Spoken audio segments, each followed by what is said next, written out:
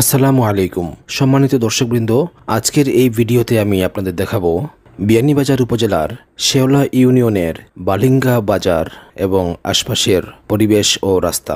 দর্শকবৃন্দ, আমি এখন ধীরে ধীরে বালিঙ্গার দিকে যাচ্ছি এবং প্রথমেই আপনাদেরকে বালিঙ্গা বাজারটি একটু ঘুরে দেখাবো ইনশাআল্লাহ। আমাদের গ্রাম বাংলার পরিবেশ খুবই সুন্দর, দৃষ্টিনন্দন এবং প্রাকৃতিক দৃশ্য খুবই অসাধারণ। এখানকার বিশাল দিগন্তজোড়া মাঠ রয়েছে। তারপর বর্ষা মৌসুম শেষেই প্রত্যেকটা ক্ষেতের মধ্যে, প্রত্যেকটা জমির মধ্যে আপনার ধান চাষ করা হয়। আশপাশে পরিবেশটা সবুজের সমারোহ দিয়ে সবুজ সমুদ্রের মতো লাগছে। চতুর্দিকে ধান গাছে ছেয়ে গেছে এবং মুহুর্মুহুর গন্ধ আসতেছে ধানের। প্রিয় দর্শকবৃন্দ, গ্রাম বাংলার বৈচিত্র্য সৌন্দর্য নিয়ে আমি প্রতিনিয়ত আমার এই ফেসবুক পেজে ভিডিও আপলোড করে থাকি।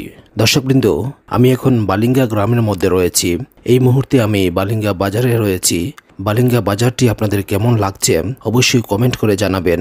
বাজারটি যেহেতু নতুন হয়েছে, 5-6 বছর হবে। প্রিয় দর্শকবৃন্দ, এই বালিঙ্গা বাজারের আশপাশে পরিবেশটা খুবই শান্ত এবং প্রত্যেকটা দোকানে আধুনিকতার নিরিখে তৈরি করা হয়েছে। দর্শকবৃন্দ, আপনাদের জ্ঞাতার্থে বলতে চাই, এই বালিঙ্গা বাজারটি ছিল কুশিয়ারা নদীর পাড়ে, অর্থাৎ বালিঙ্গা গ্রামের দক্ষিণ দিকে। কুশিয়ারা নদীর বাঙ্গনের কারণে বাজারটি ঝুঁকিপূর্ণ হয়ে পড়েছিল এবং বাজারটি প্রায় কিছু অংশ ভেঙে গিয়েছিল। সেজন্যই বালিঙ্গা বাজারটি ওইখান থেকে সরিয়ে এখানে নিয়ে আসা হয়। আর বর্তমানে এই বালিঙ্গা বাজারটি আপনারা দেখতে পাচ্ছেন। দর্শকবৃন্দ, ভিডিওটি ভালো লাগলে লাইক, কমেন্ট এবং শেয়ার করতে পারেন। আর আপনি যদি আমার এই পেজের ফলোয়ার না হয়ে থাকেন তাহলে অবশ্যই আমার নামের পাশে একটি ফলো বাটন রয়েছে, এই বাটনটিতে একটি প্রেস করে ফলো দিয়ে দিন। ভিডিওটি দেখার জন্য আপনাদেরকে আন্তরিকভাবে অসংখ্য ধন্যবাদ।